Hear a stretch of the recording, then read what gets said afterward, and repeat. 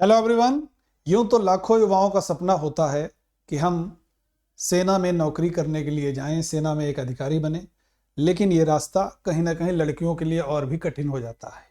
उस कठिनाई भरे रास्तों को पार करते हुए एक ऐसी लड़की हैं, एक ऐसी महिला हैं जिनसे मैं आपका परिचय कराने जा रहा हूं, और ये हैं सानिया मिर्जा। जब भी हम लोग गूगल पर कुछ टाइप करते हैं, सानिया मिर्जा का नाम टाइप करते हैं, तो हमारे सामने अभी तक एक ही तस्वीर आती थी, वो आपकी टेनिस की स्टार खिलाड़ी सानिया मिर्जा की आती थी। लेकिन अब से जब आप गूगल पर टाइप करेंगे सानिया मिर्जा फाइटर पायलट, तो वहाँ पर एक ऐसी तस्वीर या इनसे जुड़ी और भी बहुत सारी तस्वीरें आपके सामने आएंगी। तो जी हाँ, अभी तक हम लोग जानते थे देश की पहली महिला फाइटर पायलट थी अवनी चतुर्वेदी, और अब बन गई है देश की दूसरी महिला फाइटर पायलट। इनका नाम है सानिया मिर्जा। तो सानिया मिर्जा ये देश की दूसरी महिला फाइटर पायलट बन गई हैं और देश की पहली मुस्लिम महिला फाइटर पायलट भी बनी है। तो अगर सवाल बनेगा देश की पहली मुस्लिम महिला फाइटर पायलट, तो आपका आंसर होना चाहिए सानिया मिर्जा। देश की पहली महिला फाइटर पायलट, तो आंसर हो जाएगा अवनी चतुर्वेदी।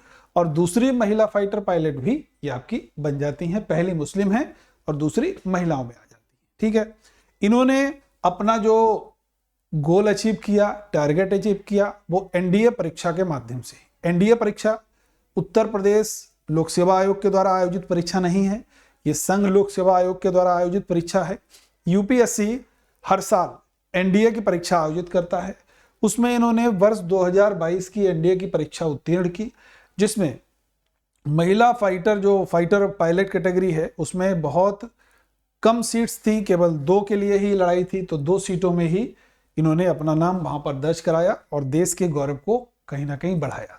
ये उत्तर प्रदेश के मिर्जापुर जिले की रहने वाली है मूलतः, तो कहीं ना कहीं ये उत्तर प्रदेश की भी पहली महिला फाइटर पायलट भी हो जाती हैं और देश की पहली मुस्लिम महिला फाइटर पायलट के रूप में भी जाने जाती हैं।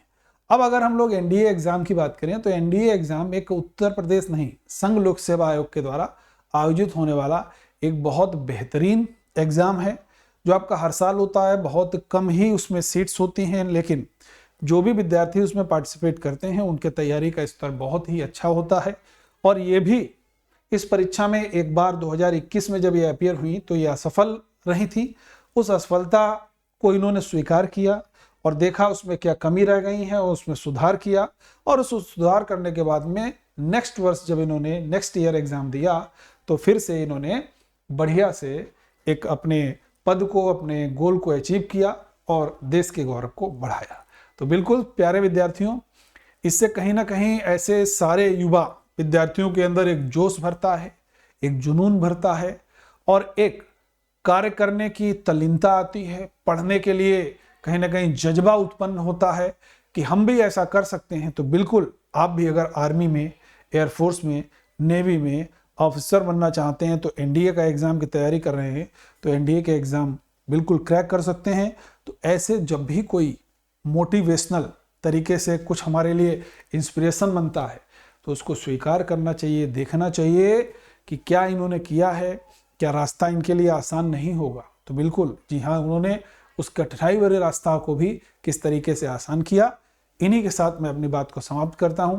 अगर मेरी ये सारी की सारी आपको जानकारी अच्छी लगती है तो चैनल को सब्सक्राइब अधिक से अधिक कीजिएगा, शेयर कीजिएगा वीडियो को।